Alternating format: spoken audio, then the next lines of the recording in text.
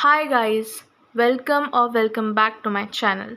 आज के वीडियो में मैं शेयर करने वाली हूँ अपना ट्रॉमा, जो कि मैंने पहले भी किया है, लेकिन आज का ट्रॉमा थोड़ा होने वाला है पोस्ट सिलेबस ट्रॉमा।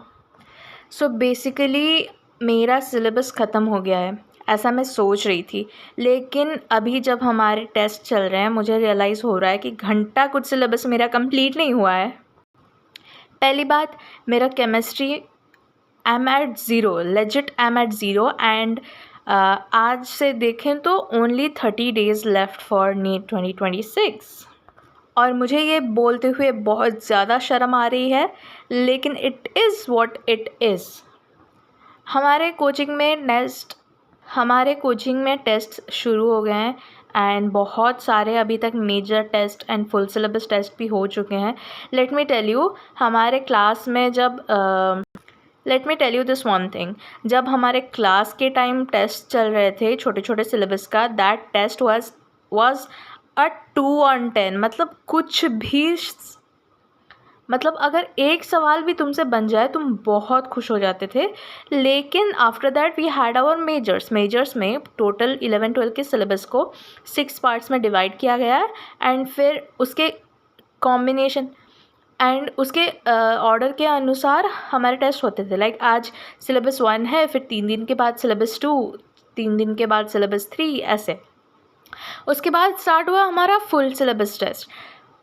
आज तक हमारे 3 फुल सिलेबस टेस्ट कंप्लीट हो गए and I haven't scored 500 yet in any one of them, which is really disappointing, because मेरा सिलेबस तो बहुत पहले ही ख़त्म हो गया था, लेकिन टेस्ट में मार्क क्यों नहीं आ रहे हैं।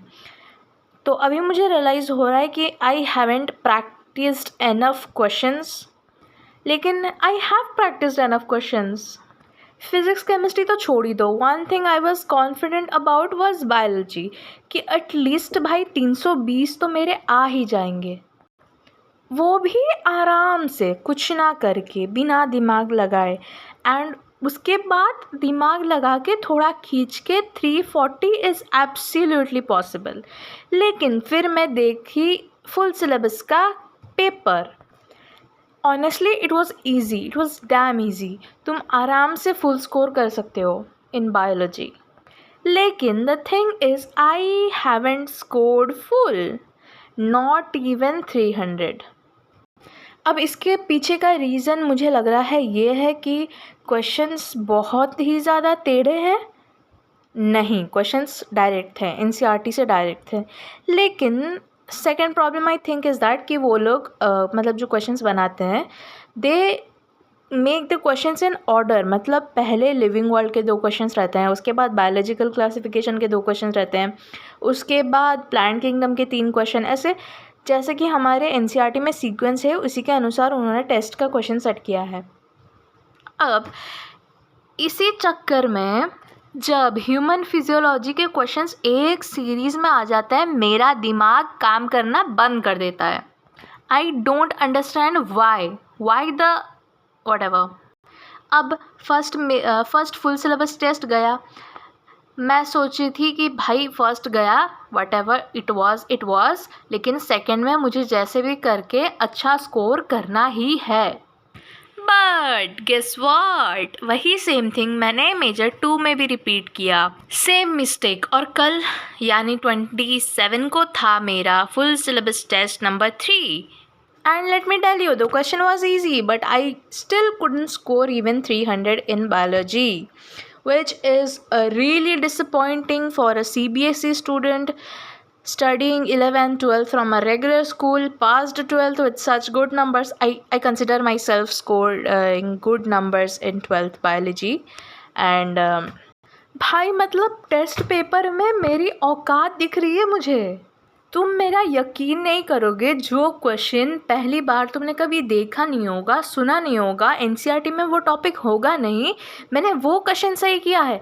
लेकिन जो क्वेश्चन एक PYQ है, एनसीईआरटी में साफ साफ वो स्टेटमेंट लिखा हुआ है, मैं वही क्वेश्चन गलत करके आती हूँ। जैसे कि ये वाला क्वेश्चन दिखाती हूँ, ये कल का टेस्ट पेपर है। इसमें पूछा है कि रोडोफाइसी यानी रेड एल्गे का कैरेक्टरिस्टिक कौन सा नहीं है, नॉट रिलेटेड। तो मैंने सारे ऑप्शंस पढ़े और मैंने ये वाला ऑप्शन को टिक किया था कि that they show complex post fertilization development. मुझे लगा वो तो एल्गे है, वो तो सिंपल ऑर्गेनिज्म होंगे। नहीं नहीं नहीं नहीं नहीं, ये सेंटेंस एनसीईआरटी में है, लेकिन एनसीईआरटी में लिखा है शो कॉम्प्लेक्स बॉडी ऑर्गेनाइजेशन। मैंने बॉडी ऑर्गेनाइजेशन पढ़ा है, मैंने पोस्ट फर्टिलाइजेशन डेवलपमेंट नहीं पढ़ा है, इसलिए मैंने इसको टिक कर दिया। लेकिन what will be the correct answer is number 3, predominance of R5 in that body. और मैंने जल्दी जल्दी में R5 की जगह R5 एरिथ्रिन पढ़ा था, तो मुझे लगा कि ये स्टेटमेंट सही होगा एंड ऐसे मेरा 1 मार्क गया। दूसरा क्वेश्चन ये, oxygen evolving complex contains which of the following element group. ये मुझे ज़ीरो आइडिया था कि ये कौन से चैप्टर से आया है, क्या आंसर है, कौन से टॉपिक से रिलेटेड है। फिर घर आगे मुझे पता चला कि फोटोसिंथेसिस का टॉपिक है and specially splitting of water से आया है, लेकिन एनसीईआरटी में ये कहीं लिखा नहीं हुआ है। शायद मेरा ही एनसीईआरटी में कोई खोट है, आई डोंट नो। और इसका आंसर होगा calcium MnCl। So yes, another -1। Same mistake मैंने और एक जगह की है। इधर दिया है thalassemia affected individual lacks an enzyme that converts the amino acid phenylalanine into tyrosine, and statement 2 is accumulation of phenyl pyruvic acid and other derivatives in brain results in mental retardation in thalassemia. मुझे लगा कि हाँ भाई ये तो बिल्कुल ही सही है, ऐसा ही होता है, तो मैंने इसको कर दिया बोथ स्टेटमेंट्स आर ट्रू। लेकिन करेक्ट आंसर क्या होगा, ये थैलेसीमिया में नहीं, ये फिनाइलकीटोनुरिया में ही होता है। फिर घर आके मुझे याद आया कि थैलेसीमिया तो एक ब्लड रिलेटेड डिजीज़ है एंड यस -3।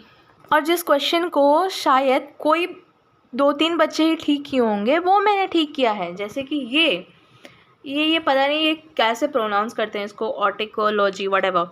ये कहाँ लिखा है भाई एनसीईआरटी में, मुझे ज़रा दिखाना। लेकिन इसका आंसर मैंने ठीक किया है, relation of an individual to its environment. I mean मुझे लगता है I have given super power, super ability तो मिला है मुझको, लेकिन भगवान ने शायद ऐसे सोचा कि जहाँ कोई नहीं कर सकता इसको बुद्धि देते हैं, और जहाँ कोई सब कर लेंगे इसको इधर डम बना के रखते हैं। मतलब क्या ही बोलूँ मैं अपने आप को, कुछ नहीं। Father of ecology in India, ये तो भाई नीट 25 में मुझे ट्रॉमा दिया था, तो ये क्वेश्चन तो मुझे याद था, इसलिए मैंने कर लिया। और गधों के जैसे मैंने एनिमल किंगडम का क्वेश्चन गलत किया है, वो भी इतना आसान भाई, मतलब क्या ही बोलूँ। इसमें से पूछा था कि कौन सा करेक्ट है, मैंने किया है स्टूथियो का लिखा है इधर प्लूरोडोंटीथ। भाई कौन से ऑस्ट्रिच का दांत देख लिया मैंने, पता नहीं। इसका आंसर होगा बंगारस जो भी है ये। It has epidermal scales and poisonous snake. मुझे लगा ये नॉन पॉइजनस स्नेक है, क्योंकि पॉइजनस स्नेक के नाम पे तो मुझे बस कोबरा पता है। -4। और ऐसे देखते देखते देखते मैंने 10 क्वेश्चन गलत कर दिए हैं। ये वाला क्वेश्चन भाई मुझे वो ब्रेन वाला टॉपिक समझ में ही नहीं आता। मैंने आज तक उसको लगभग 50 बार पढ़ चुका है, लेकिन still I get all the questions wrong related to it. मुझे समझ में नहीं आता, मेरा ही दिमाग काम नहीं करता है क्या, मेरा ही दिमाग एक्सेप्शनल है क्या। एनिमल किंगडम का क्वेश्चन नंबर 2 जो कि मैंने गलत किया है, दैट्स पूछा है कि solenocytes are the main excretory structure. पहले मुझे लगा सोलेनोसाइट्स होगा मॉल्यूस्क का, फिर मुझे याद आया कि solenocyte sound similar to flame cells and that will be platyhelminthes. मैं सोच रही थी कि मैं प्लैटीहेल्मिन्थस कर लूँ, लेकिन आई स्किप द क्वेश्चन। फिर घर आके मुझे रियलाइज़ हुआ कि प्लैटीहेल्मिन्थस ही होगा इसका answer, so I regretted a lot. भाई ऐसे ही करते करते मेरे सारे पेपर्स ख़राब जा रहे हैं। I don't know now what to do, क्योंकि इतना कम गैप में एक एग्ज़ाम हो रहा है। कल एक एग्ज़ाम था, आज एक दिन गैप है, और कल फिर से एक एग्ज़ाम है, and tomorrow will be having our first full syllabus test, that too in all India position whatever उसको जो भी बोलते हैं, AIOT। सो मैं अभी तो भाई क्वेश्चन कर रही हूँ PYQ ऑर्गेनिक, वो भी योगेश जैन सर से, क्योंकि this is the only hope and way I have left with. So guys, तुम लोगों का कैसा चल रहा है कमेंट्स में ज़रूर बताना। इतने दिनों बाद मैं वीडियो अपलोड करी हूँ और वो भी इतना बड़ा। I am literally so sorry, but मैं मतलब मैं कुछ कर ही नहीं सकती हूँ, कुछ कर नहीं सकती हूँ। I am sorry. So comments में ज़रूर बताना तुम लोगों का कैसा चल रहा है। All the very best, all the very best. तुम सबको अपना ड्रीम कॉलेज मिले, लेकिन मेरा सीट कोई मत चुराना। एक सीट मेरा है उसमें से, प्लीज़। C you, bye.